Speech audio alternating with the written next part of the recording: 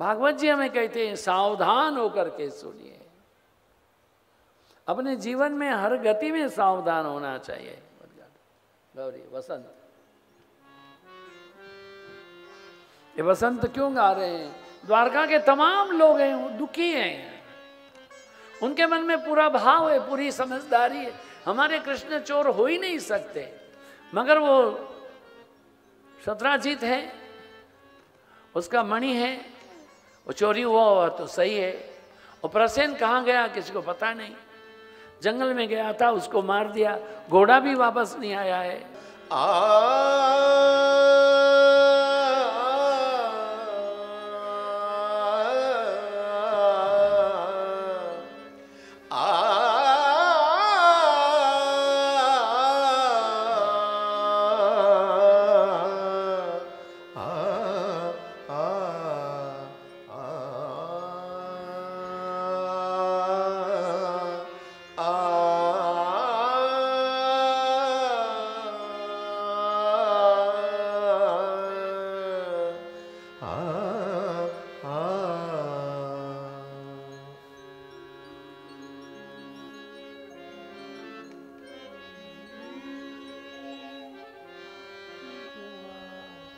गौरी पूजवा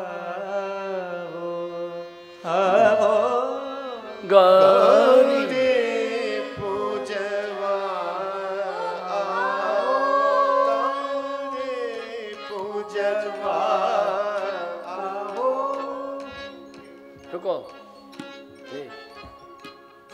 गौरी पूजवा आवो,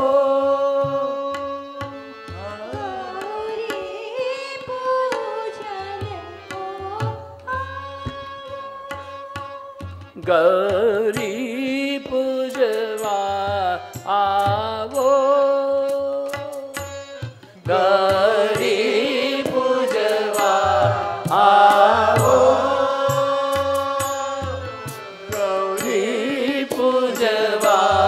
आवो।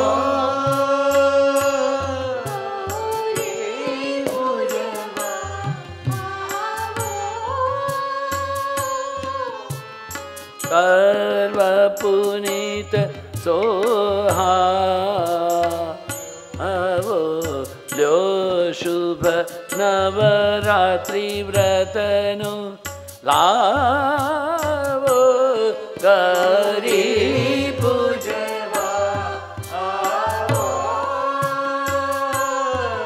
गौरी पूजवा आवो। कुम कुम अक्षत के कर चंदन पत्र पुष्प फल लावो, गौरी पूजवा आवो,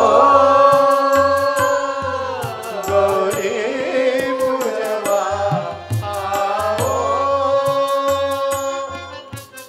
अबिल गुलालन धूप दीप नैवेद्य आरती,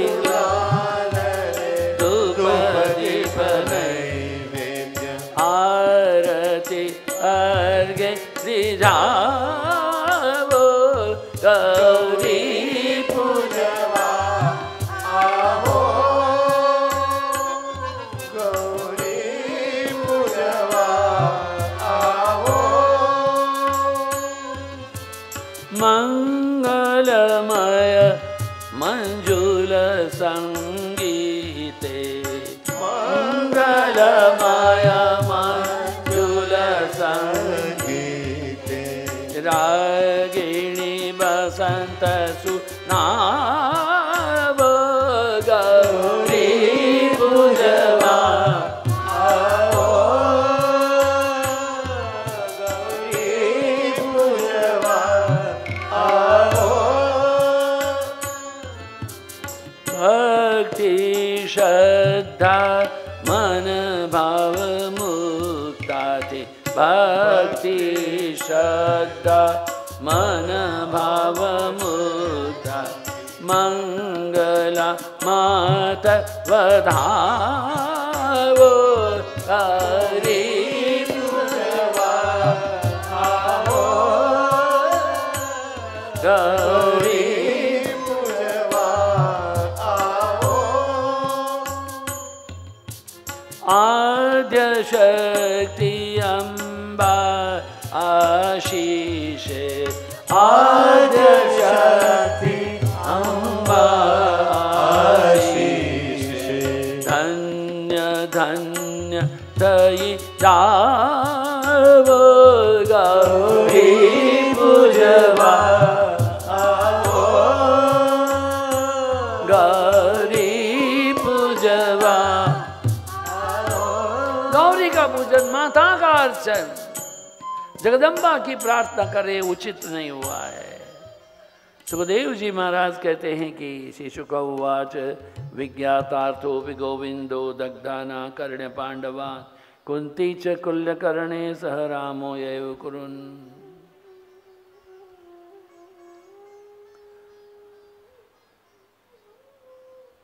पहले इस बात को पूरा करना चाहिए। सत्राजित है, उसको लोग भला बुरा करने थे, दुर्गा जी के शरण में गए। भगवान हैं, उन्होंने कुछ दिन के बाद में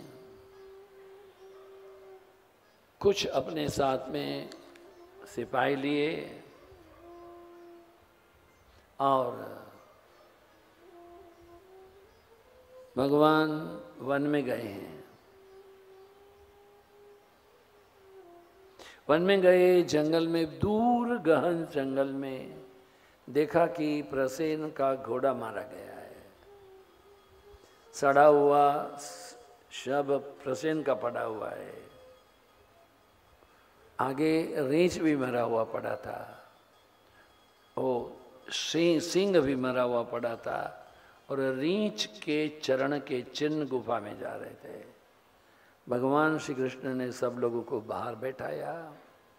अकेले ही घोर अंधकार में रुक्षराज की भयंकर गुफा में प्रवेश किया। वहां जाकर देखा तो शम्मंतक मणि को एक बालिका है, वह खिलौना बना करके खेल रही थी। भगवान को देख करके बालिका ने भय में चीख मारी। रुक्षराज आए, आमने सामने युद्ध हुआ है।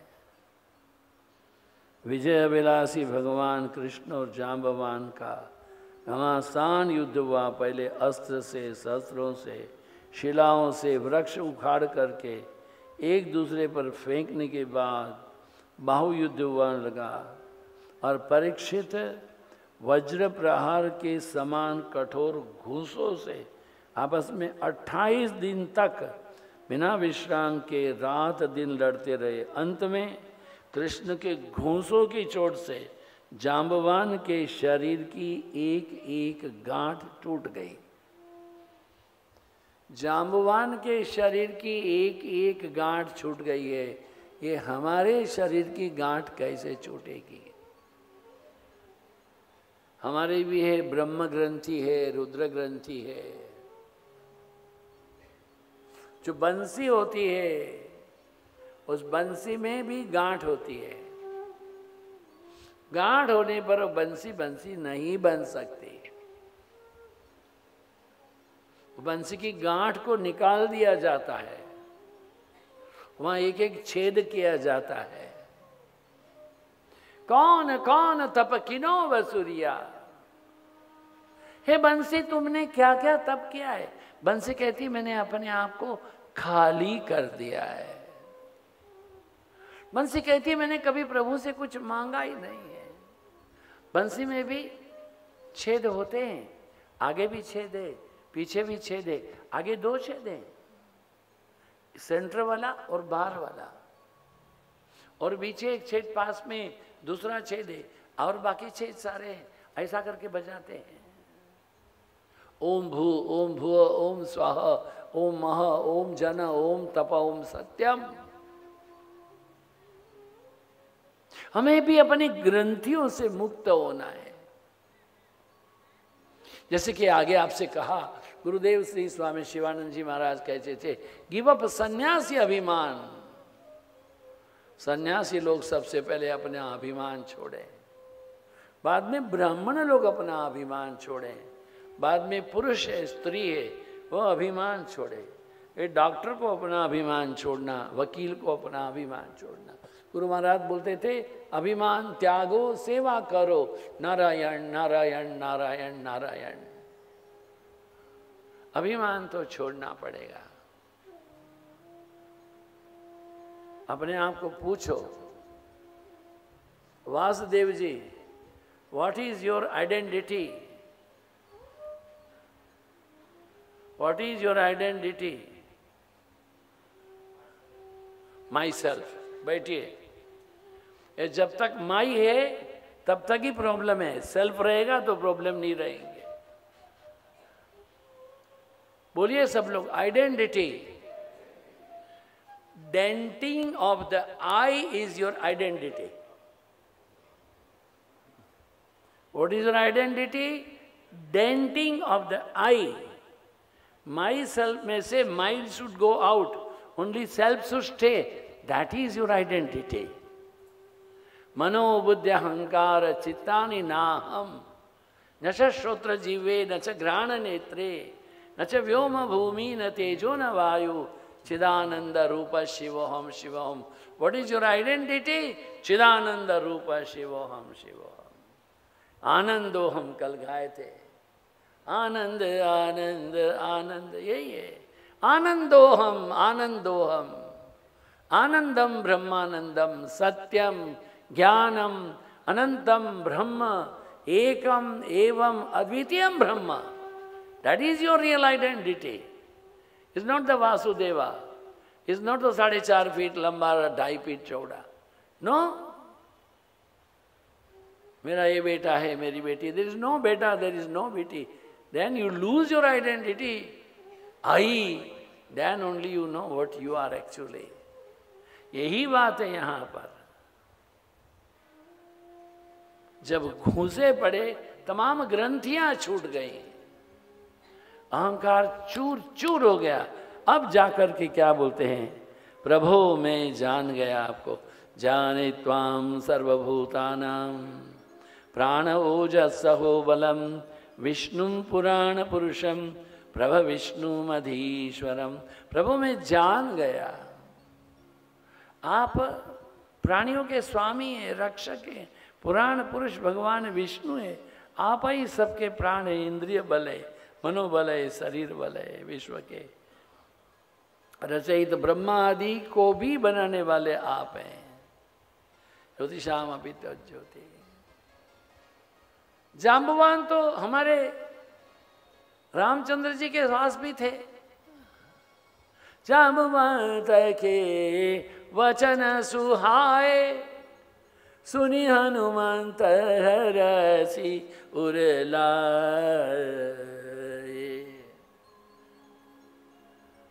त्रेता युग में थे, अब द्वापर में भी है। लोग गलती करते हैं। क्या करते हैं गलती?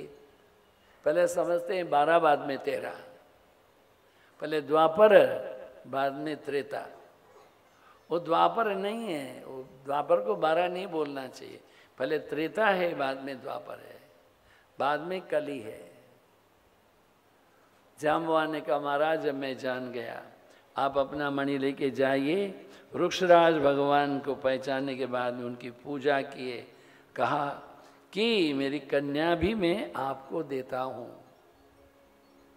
ध्यान देना, भगवान कृष्ण की एक भी शादी है अपनी इच्छा से ऑफिशियल नहीं हुई है। एक भी शादी अपनी इच्छा से ऑफिशियल, बड़ी गले पड़ेली छे।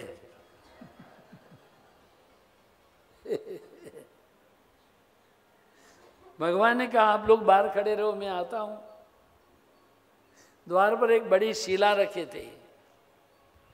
वो शिला है, क्यों रखी थी?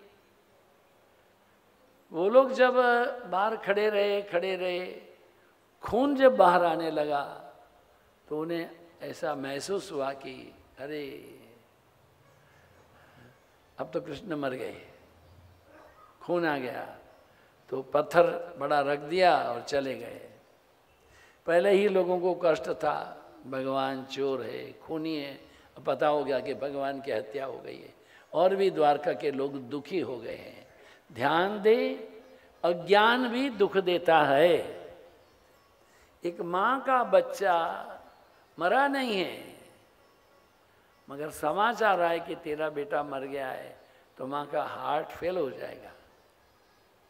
वैसे वो मरा नहीं था, समाचार। अज्ञान से भी दुख होता है। भगवान ने शिला हटाई, बाहर आए और जाम्बवती जी को लेकर के, नववधु को लेकर के, सम्मंतक को लेकर के आए। द्वारका में परमानंद हुआ है। देखा कि गले में मणि को धारण करके पत्नी को लेकर के आए हैं।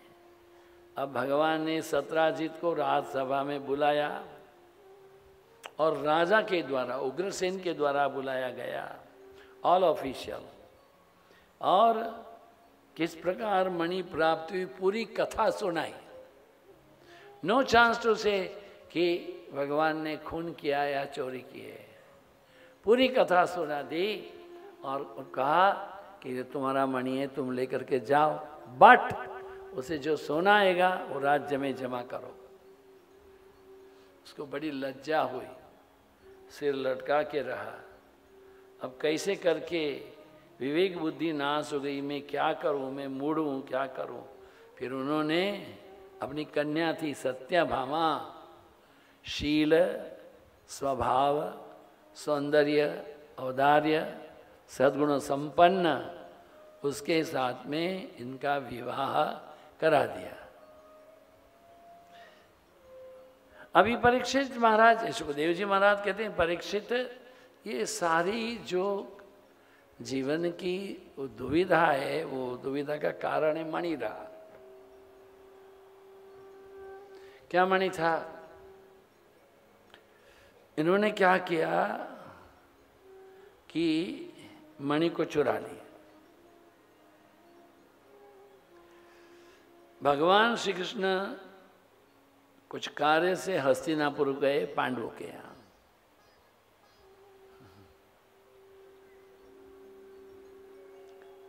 क्यों गए? समाचार हुआ कि पांडव हैं लाक्षागृह में जल गए हैं। तो ये सब भगवान को तो पता है जले नहीं है, तो लौकिक तो में जाना पड़ेगा। कुंती बुआ होती है, हाय हाय करना पड़ेगा। गए वहां पर। उस समय द्वारका में अक्रूर और कृतवर्मा दोनों ने क्या किया, शतधन्वा से आकर का, ये 3 कैरेक्टर हैं, यादव हैं। भगवान के घर में भी देखो कितना कॉन्स्पिरेसी होती है। तुम सत्राजित से मणि छीन क्यों नहीं लेते?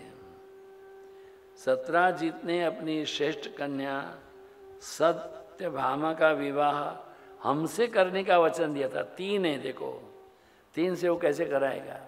फिर भी बोल रहे हैं हमसे करने का वचन दिया था। यो स्मभ्यम संप्रतिस्तुश्च कन्यारत्नम विहरन कृष्णाया दान सत्राजित कस्मात भ्रातरम मन्वियात। हम लोगों को साथ में शादी करने का वचन दिया और कृष्ण के साथ में ब्याह दिया है। अब सत्राजित भी भाई प्रसेन की तरह यमपुरी में क्यों न जाए? शतधन्वा पापी था। ध्यान दीजिए, चंदन है, चंदन, उसके ऊपर सांप सारा जीवन रहते हैं। सांप के स्वभाव में परिवर्तन नहीं होता है। ये बड़े बड़े महात्मा लोग रहते हैं ना, करुणा से भरे हुए, क्षमा से भरे हुए, दया से भरे हुए, शील से भरे हुए, लज्जा से भरे हुए। और संत के भी संत इतने दिव्य, उनके पास जो लोग रहते हैं। एक दिन शिशि आनंदमयी माँ से हमने पूछा, माँ कभी कभी ईर्ष्या होना उचित नहीं होता है, मैं समझता हूँ। मैं साधु हूँ मगर मुझे कभी कभी ईर्ष्या होती है, मैं क्या करूँ? माँ ने बोला बाबा किससे ईर्ष्या होती? मैंने कहा देखो हम आपके दर्शन के लिए आए, आपको घेर करके ये 25-30 आपकी ब्रह्मचारिणियाँ बैठती हैं। ये ब्रह्मचारिणियाँ हैं, वो ऐसे बैठती हैं, 5 मिनट होगा तो चलो चलो चलो नेक्स्ट कहानी दो, अम्मा प्राइवेट करेंगे चलो। अरे तुम बैठी हो तो हम काहे नहीं बैठे, चलो। हमने कहा हमारे गुरुजी के पास भी ऐसा ही है। हमारे गुरुजी हमको पत्र लिख करके बुलाएंगे, please come and see me in morning 7 o'clock, if possible every डे। उसका मैंने 10 कॉपी करा करके फ्रेम करके रख दिया। अभी गुरु निवास जाएंगे तो उनके शिष्य को दिखा देंगे, देखो गुरु महाराज ने लिखा है। फिर भी वो बोलेंगे चलो भाई चलो, शाम जी का चाय का समय हो गया है। मैंने कहा वो दिन भर वहाँ रहते हैं, हमको गुरु महाराज ने बुलाया तो बोलते हैं चलो। ये ब्रह्मचारिणियाँ दिन भर आपके पास रहती है, बोलती है चलो। माँ बोले बाबा, माँ ऐसी बोली बाबा ये सब तो मछलियाँ हैं, मेंढक है, आप तो भौरा है। अब मुझे समझ में नहीं आया क्या माँ ने बोला। बोले बाबा ये सब तो मछली मेंढक है, आप तो भौरा है। हमने आकर गुरु महाराज से कहा माँ से आज हम दर्शन किए तो माँ से ये हमारा वार्तालाप हुआ। अच्छा, बड़ा अच्छा कहा। काहे अच्छा कहा? मछली मेंढक उसको क्यों कहा मुझे पता नहीं, मुझे क्यों भ्रमरा कहा? भ्रमर तो चंचल होता है, साधु तो चंचल होना नहीं। तो बोले नहीं नहीं ऐसी बात नहीं है, जो कमल होता है उसके आसपास मछली मेंढक सारा जीवन रहते हैं, मगर कमल की खुशबू वो नहीं जानते हैं। भ्रमर दूर से आता है, कमल के अंदर बैठता है, 2 क्षण मकरंद पी करके चला जाता है। इसलिए जैसे कमल का पास 2 क्षण के लिए भ्रमर आकर के मकरंद पान करके चला जाता है, ऐसे आप माँ के पास आकर के 5-10 मिनट बैठ करके एक दिल की एक शांति लेके जाते हो। किंतु उनके पास रहने वाले जो हैं सेवक सेविकाएं, उनको अपने गुरु का मूल्यांकन होता नहीं है। उसको क्या बोलते हैं? अधिक परिचय अवज्ञा। ज्यादा परिचय होगा तो फिर अपमान होगा, इसलिए हमेशा डिस्टेंस रखना। यहाँ भी यही है, सतधनवा है वो क्या कॉन्स्पिरेसी करते हैं, बड़ा पापी था, उसके सिर पर मृत्यु नृत्य कर रही थी। कृत वर्मा के बहकाने पर सतधनवा भी उनकी बातों में आ गया। उस महादुष्ट ने लिखा है, देखिए व्यास जी को कितना दुख हुआ। हाँ, एवं भिन्नम अतिस्ताभ्याम सत्राजीतम असत्तमः सयानम अमदिल्लोभात स पापः क्षीण जीवितः। क्षीण जीवितः, ओ दुष्ट है, महापापी है, लोभी तो है। उसने सत्राजित को मार डाला। उस समय स्त्रियां अनाथ थीं, अनाथ के समान रोने चिल्लाने लगी। शतधन्वा ने उनकी ओर तनिक भी ध्यान नहीं दिया। जैसे कसाई पशुओं की हत्या करता है, वैसे सत्राजित को मारकर मणि लेकर वहां से चंपत हो गया। भागवत जी क्या कहती हैं? जगमीवान, जगमीवान माने पलायन हो गया।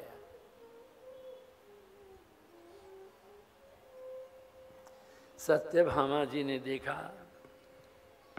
पिता मारे गए हैं, बड़ा शोक हुआ। हाय पिताजी, हाय पिताजी पुकार करने लगी। भगवान तो हस्तिनापुर थे। सत्राजित के शव को बड़ी कढ़ाई में तेल भर के उसमें रखा गया और स्वयं जो है वो हस्तिनापुर गई। भगवान तो जानते थे सब, चुप रहे, ढाढ़स बधाई। अब शतधन्वा को जब ज्ञात हुआ कि भगवान श्री कृष्ण उसको खोजने का उद्यत कर रहे हैं, वो बहुत डर गया और प्राण बचाने से कृतवर्मा से सहायता मांगी। कृतवर्मा ने कहा, भगवान कृष्ण और बलराम जी सर्वशक्तिमान ईश्वर है, मैं उनका सामना नहीं कर सकता। ऐसा कौन है जो उनके साथ वैर करेगा और लोक परलोक में सकुशल ना रह सके। मुझको छोड़ दे भाई, तूने मारा है तू जान, ठिंगो दिखा दे। तुम जानते हो कि कंस उन्हीं के द्वेष के कारण राज्य लक्ष्मी को खो बैठा है। 17 बार मैदान में हार कर बिना रथ के ही अपनी राजधानी में लौट जाना पड़ा था जरासंध को। हे भाई, ऐसा कौन है जो कृष्ण से बैर करेगा। उसने बड़ा सुंदर घोड़ा लिया और भाग निकला। घोड़े पर सवार होकर वहां से बड़ी फुर्ती से भागा। कृष्ण बलराम दोनों उसके पीछे गए। जब देखा उसके पास मणि नहीं है तो उसको छोड़ दिया। मणि कहाँ होगा? मणि में गुण था कि मणि जहाँ रहे वहां अकाल नहीं होता है। इसलिए अब वहां भी अकाल नहीं हुआ। काशी में, मिथिलापुरी में, तो पता होगा या तो काशी में नहीं तो मिथिलापुरी है, उसमें ये मणि होना चाहिए। अक्रूर और कृतवर्मा को शतधन्वा ने सत्राजित के वध के लिए उत्तेजित किया था। फिर तब उन्होंने सुना कि भगवान कृष्ण शतधन्वा को मार डाला है, तब वे अत्यंत भयभीत होकर द्वारका भाग निकले। उस समय नगर के बड़े बड़े बूढ़े लोगों ने कहा कि एक बार काशी नरेश के राज्य में वर्षा नहीं हो रही थी, सूखा पड़ा था। राज्य में आए हुए अक्रूर के पिता स्वफल्क को अपनी पुत्री गांधिनी ब्याह दी। उस प्रदेश में वर्षा रही, क्योंकि अक्रूर जहाँ जहाँ भी जाते थे वहाँ खूब वर्षा होती थी। भगवान कृष्ण के अन्यान्य विवाहों की कथा भी की गई है।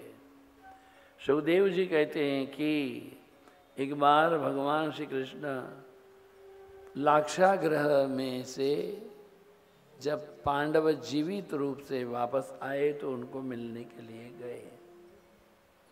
पाप ताप भूल जाए, भगवान के चरणों की वंदना की, आसन पर भी बैठाया गया और युधिष्ठिर ने भी अपनी बात की। अब दोनों ही मिलकर के कृष्ण और अर्जुन एक दिन शाम के समय कालिंदी के तट पर गए। श्री यमुने महारानी की कथा में पहली बार कालिंदी शब्द हमारे नाग दमन में फिर अभी आ रहा है। जब अर्जुन और भगवान श्री कृष्ण वन गमन किए, देखा एक शिला के ऊपर एक सुंदरी बैठी हुई है। उन्होंने पूछा, भगवान ने कहा अर्जुन जाओ पूछो कौन है। देवी आप कौन हो? कालिंद्युवाच अहम देवस्य सवितुर्दुहिता पतिमिच्छति विष्णुं वरेण्यं वरदं तपः परमास्थिता। मैं भगवान सूर्यदेव की पुत्री हूँ। मैं सर्वश्रेष्ठ वरदानी भगवान विष्णु को पति के रूप में प्राप्त करना चाहती हूँ, इसलिए ये कठोर तपश्चर्या कर रही हूँ। भगवान कृष्ण को अर्जुन ने कहा चलो भगवान यहाँ आए हैं। दोनों को हस्तिनापुर ले गए और द्वारका में आकर के उनका भी विवाह हुआ। अवंती उज्जैन देश के राजा थे विंद अनुविंद, दुर्योधन के वशवर्ती थे।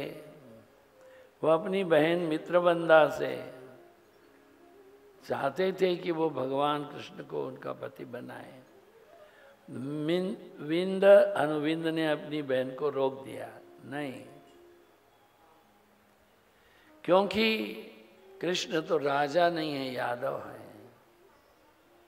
तुम राजकुमारी हो। हे परीक्षित, मित्रविंदा कृष्ण की फुआ राजादि देवी की कन्या थी। कृष्णनी फोइनी चुकरी थी। भगवान श्री कृष्ण ने राजाओं की भरी सभा में आकर बलपूर्वक ले जाकर के उनका अपहरण किया था। હવે જોજો, સાંભળજો, अपलक्षण बताया हमने। परीक्षित कहते हैं कौशल देश के राजा थे नग्नजीत। वे अत्यंत धार्मिक थे।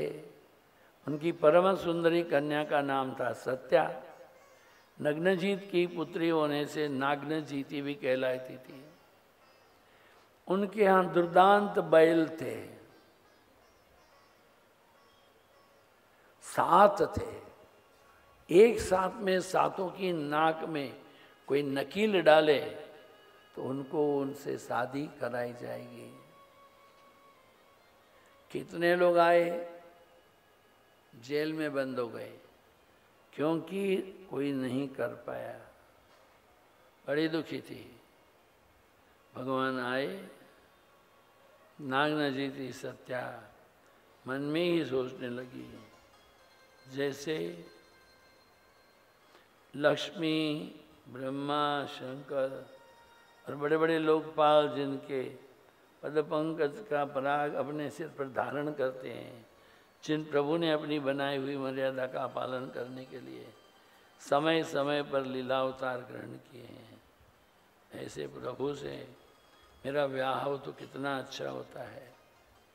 परीक्षित राजा नग्नजीत ने भगवान कृष्ण को विधि पूर्वक अर्चा प्रार्थना के साथ अपनी पुत्री है उसका विवाह करवाया। अभी नग्नजीती है, उससे विवाह के बाद में भगवान ने, भौमासुर है नहीं, उसके बाद में भी है। उसके बाद में कृष्ण की दूसरी बुआ थी श्रुतिकीर्ति। वो कई देश में ब्याही थी। कन्या का नाम था भद्रा। भाई संतर्दन आदि ने उसे स्वयं ही भगवान को सौंप दिया। मध्य प्रदेश के राजा की एक कन्या लक्ष्मणा अत्यंत सुलक्षणा थी। गरुड़ से जब स्वर्ग से अमृत का हरण हो गया, अब लेकर के वापस आए, वैसे ही भगवान कृष्ण ने को स्वयंवर में ही अकेले ही उसे हर लिया। परीक्षित, इस प्रकार भगवान कृष्ण की अनेक पत्नियां हुई। अब भौमासुर थे, उन्होंने 16,100 कन्याओं को अपने यहाँ कैद करके रखा था। भगवान ने भौमासुर का वध किया। जब वध किया, अब कन्याओं को बोला तुम्हारे घर जाओ। 16,100 कन्या को बुलाओ, तुम्हारे घर जाओ। तो कन्या ने कहा, एक रात लड़की अपने घर में अनुपस्थित रहे, अड़ोस पड़ोस क्या बोलते हैं। देखो तो रात भर नहीं थी। हम तो इतने दिन से, अभी हमारा इस योग समाज में हमारा क्या स्थान है बताओ। हम कैसे अपने जीवन को धारण करें। कृष्ण ने कहा कोई चिंता मत करो, मैं आपको धारण करता हूं। 16,100 के साथ में कृष्ण ने विवाह किया है और 8 विशेष है। 16,008 हमारी नाड़ियां हैं, इड़ा पिंगला इत्यादि उसमें समाहित है। किंतु जब हम सेरिब्रम है, सेरिबेलम है, पिट्यूटरी है, पीनियल है, थायराइड एंड पैराथायराइड है, हार्ट एंड लंग्स है। कितना हो गया बोलो? क्या धान का है? चलो बताओ सब लोग। सूचक साहब आगे आम કરીને बैठा छो। सूचक हाँ ठीक है, 11 बजे जाने वाला है। रुको रुको, अभी नाम बताएगा। कृष्ण ने पहले કેટલી કેટલી कन्या क्या क्या थी लाव्या बोलो? एक तो रुक्मिणी याद से, उसके बाद में दूसरा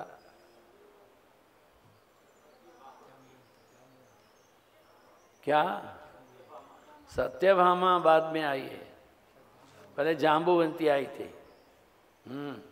बाद में सत्यभामा 3, चौथा कालिंदी, नागनजीती, भद्रा, इसे बोलना याद रखना चाहिए। 108, 16,108, 16,108 जवानों तुम्हें जाओ और समय थी 11:30 इज द टाइम। 16,108 नाड़ियां हैं हमारी। और ये जो सेरिबेलम है, पिट्यूटरी पीनियल है, थायराइड पैराथायराइड है, हार्ट एंड लंग्स है। उसके ऊपर 3 और प्रमुख चीजें, उसका नाम है पैनक्रियास के, लीवर एंड किडनी, ये मिला के 8 होते हैं। गिनती करो। Cerebellum 1, pituitary pineal 2, thyroid parathyroid 3, heart and lungs 4, pancreas, liver and kidney 8 हो गया ना। ये प्रमुख है, ये प्रमुख है। इन्हीं के द्वारा शरीर का, कृष्ण ने वो एक एक लड़कियां जैसे है ये इधर बैठी हुई है वैसे से शादी नहीं किया। कृष्ण ने अपने ऊपर, कृष्ण का नाम है ऋषिकेश, ऋषिक ईश। ऋषिक कहते हैं इंद्रियों को, जो इंद्रियों का स्वामी है। जो इंद्रियों का स्वामी होगा वही वेणुनाद कर सकता है। जो इंद्रियों का स्वामी नहीं है वो वेणुनाद नहीं कर सकता है। भौमासुर का भी वध किया है भगवान ने। ये भौमासुर का जो मुकुट है 16,108 कन्याओं को छुड़ा करके लाए भगवान। सीधी बात है, एक बहुत सीधी बात से विचार करो। आप बताओ 16,108 कन्या को रखना कहाँ? बोलो। अगर भगवान लड़कियों का कहना भी गलत नहीं था। हम कहाँ जाएं? यहाँ तो कारागृह में थी, खाना था, पीना था, रहती थी, बाहर की परवाह नहीं, अंदर की परवाह नहीं। अब जब आपने हमको बोला जाओ, कहाँ जाए? कृष्ण क्या वनिता विश्राम खोलेगा? और वनिता विश्राम 16,108। बताइए, बड़ा मुश्किल काम है। घर में 2-4 लड़कियां हो ना तो संभालना मुश्किल होता है। ये 16,008 को कौन संभालेगा? कहा चिंता मत करो, मैं संभालता हूं। ये कृष्ण जो है उदार चरित है। 16,108 नाड़ी और principal organs of the body है, उसके ऊपर उनका नियंत्रण है। इसलिए भगवान ऋषिकेश है।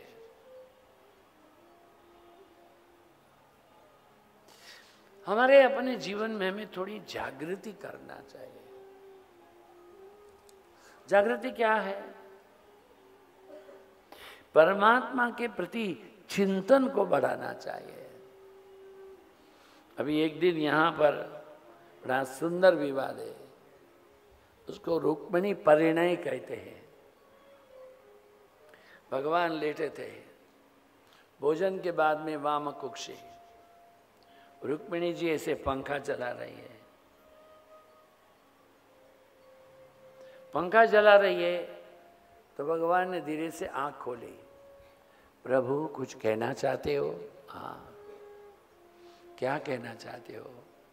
बहुत दिन से सोच रहा था तुम्हें कह दूं, फिर लगा तुम दुखी हो जाओगी इसलिए छोड़ दिया। नहीं, कहो ना, छोड़ो ना, कहो ना, छोड़ दो। वो मोड़ना क्यों?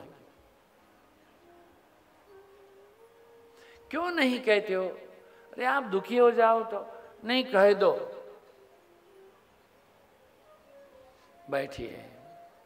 भगवान श्री कृष्ण ने क्या कहा? राजपुत्री स्मृता भूपई लोकपाल विभूति भी महानुभावई श्रीमद्भी रूपोर्दार्य बलोर्जित। बड़ा गड़बड़ कहा है। भगवान ने कहा, हे राजकुमारी, अभी रुक्मिणी जी को 10 पुत्र हो गए थे। रुक्मिणी जी को 10 पुत्र होने के बाद में 10 है इधर से, ये सेरेब्रल सिस्टम है ना, उस इधर से है। कान सुनते नहीं हैं, कान सेरिब्रम से सुनते हैं। आंख देखती नहीं है, आंख कनेक्टिंग लिंक से सेरिब्रम से देखती है। नाक सूंघता नहीं है, सेरिब्रम से दिखते हैं। मुंह में चबा नहीं सकते, स्वाद नहीं आएगा, ये सेरिब्रल सिस्टम से होता है। ये होता है प्रमुख कार्य। ये रानी है, उनको कहा कि आपको, अब तो बड़े बड़े नरपति जिनके पास लोकपाल के समान ऐश्वर्य था, सौंदर्य था, औदार्य था, शक्ति थी, स्फूर्ति थी, चेतना थी, वो राजा थे। आप उनको शादी नहीं करके हमसे क्यों शादी किया? जब 10 बच्चे हो गए तब भगवान कृष्ण मुंह में पान रख करके, हमसे क्यों शादी किया बताओ? अरे 10 तो बच्चे हो गए, अब पूछ रहे हैं हमसे क्यों शादी किया? वो समझ नहीं पाई भगवान क्या कहना चाहते। और इतना कहे तो ठीक है, कहे तुम्हारे पिता तो कुछ कह ही नहीं सकते थे, और तुम्हारा भाई जो है वो मुझसे शादी कराना चाहता नहीं था। वो चाहता था तुम शिशुपाल से शादी करो, नहीं हो तो दंतवक्त्र से करो। तान प्राप्तानर्थिनो हित्वा चेद्यादीन स्मर दुर्मतान दत्ता भ्राता स्वपित्रा च कस्मानु प्रवृषे समान। तुमने उनको सबको छोड़ करके, अभी देखो हम लोग क्या है, राजभ्यो बिभ्यतः शुभ्रु समुद्रम शरणम गतान बलवद्भि कृतदेशान प्रायस्तक्त नृपासनान। अरे हम तो राजाओं से डर कर के आए, इसलिए रण छोड़ के लाए, और समुद्र के बीच में एक नगरी बना के चुपचाप रहते हैं। हम तो यादव हैं, हम तो क्षत्रिय नहीं हैं, हमको कन्याओं को प्यार करना भी आता नहीं है, कन्या को मीठा मीठा बोलना आता नहीं है। तुमने मेरे से शादी क्यों की? मेरे को लगता है अभी भी देर नहीं है। क्या बोले? मेरे को लगता है अभी भी देर नहीं है। अगर आप कोई और राजाओं से विवाह करना चाहती हो, कन्यादान हम करेंगे।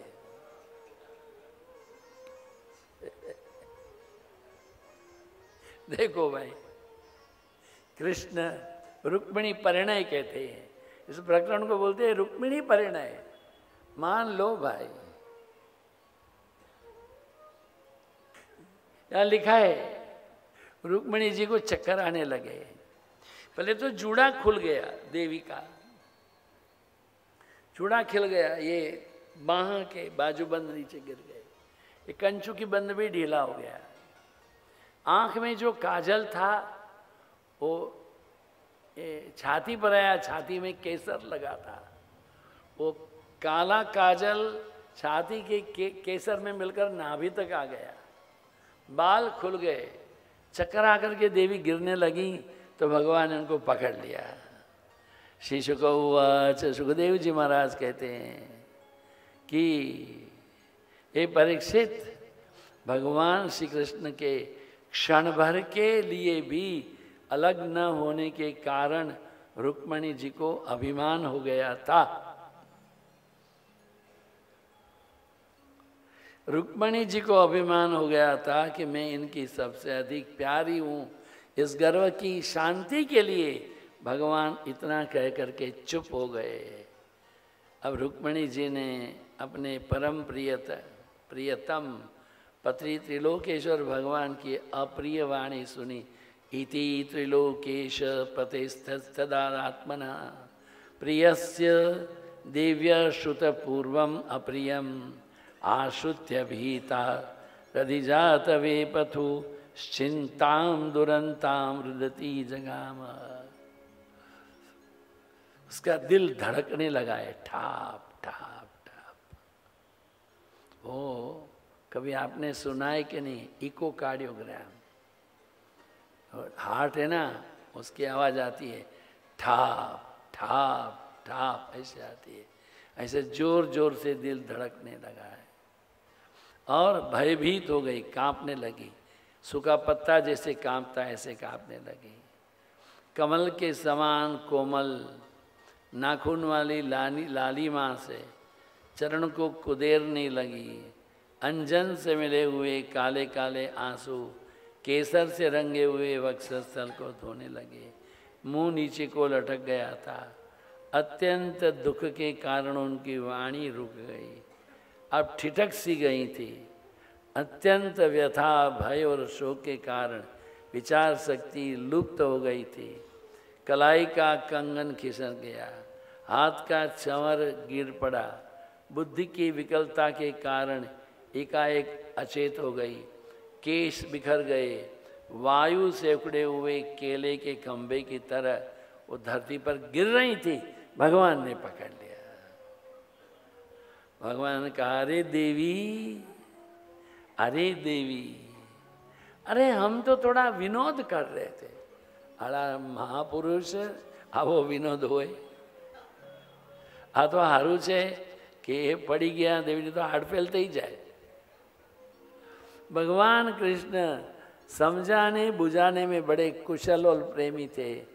श्री भगवान उवाच मामा वै धर्मसूयेता जाने त्वां मत्परायणां तद्वचः श्री श्रोतु कामेन श्लेल्याः चरितमंगले। हे विदर्भ नंदिनी, तुम मुझसे बुरा मत मानना, मुझसे रूठना नहीं। मैं जानता हूं कि एकमात्र मेरे ही परायण हो, मेरी प्रिय सहचरी हो। तुम्हारी प्रेम भरी बात सुनने के लिए ही मैंने हंसी हंसी में चलना की थी। क्यों? रुक्मिणी जी क्या कहती है? आपके कमल नयन, आपके कमल नयन देखो, ऐश्वर्य गुण है, मैं आपके अनुरूप नहीं हूँ। आपकी महिमा अखंड है। आप तीनों गुणों के नहीं, त्रिभुवन के स्वामी हैं। प्रभु, आपने हमें आपने पास रखा है, इसके लिए हम आपकी आभारी हैं। ऐसा लंबा भाषण है और रुक्मिणी जी ने किया। भगवान बोले, ये तो आपके मीठी मीठी वाणी सुनने के लिए तो हमने ये विनोद किया था। अरे होया वो विनोद मेरा बाप। अभी इसको नाम कहा है रुक्मिणी परिणय। और प्रकरण के पीछे वेद व्यास जी ने क्या कहा? कहा कि श्री शुकौवाच एवं सौरत संलापैर्भगवान् जगदीश्वर स्वरतो रमया रेमे नरलोकं विडम्बयन् तथान्यासामपि विभ्रुगृहेषु गृहवाणिव आस्थितो गृहमेधियान् धर्मान् लोकगुरुहरि। सुखदेव जी कहते हैं, परीक्षित जगदीश्वर भगवान श्री कृष्ण तो आत्मा राम हैं। वे जब मनुष्यों की तरह से लीला करते हैं तब उसमें दाम्पत्य प्रेम को बढ़ाने वाले विनोद भरे वार्तालाप भी करते हैं। और इस प्रकार लक्ष्मी रूपिणी रुक्मिणी के साथ विहार करते हैं। भगवान श्री कृष्ण समस्त जगत को शिक्षा देने वाले और सर्वव्यापक हैं। वे इसी प्रकार दूसरी पत्नियों के महल में भी गृहस्थों के समान रहते थे। अभी भगवान हैं, उनके संततियों के वर्णन है। बहुत नामे रुक्मणी के 10 पुत्र थे। प्रद्युम्न चारुदेशन सुदेशन पराक्रमी, चारुदेह सुचारु चारु गुप्त भद्रचारु, चारुचंद्र विचारु 10वां चारु। सत्यभामा के 10 पुत्र, भानु सुभानु सभानु प्रभानु, भायुमान चंद्रभानु, बृहद्भानु, अतिभानु, श्रीभानु, प्रतिभानु, जाम्बुवंती के थे। सांब, सुमित्र, पुरुजित, शतजित, सहस्रजित, विजय, विचित्रकेतु, वसुमान, द्रविड़, सब तमाम सब नाम लिखे हैं। ये भगवान की संतति थी। अब एक दिन ऐसा हुआ कि एक राजा थे, उनका नाम है बाणासुर। इनकी पुत्री का नाम था उषा। उषा ने सपने में देखा एक सुंदर राजकुमार उससे शादी कर ली, सपने में।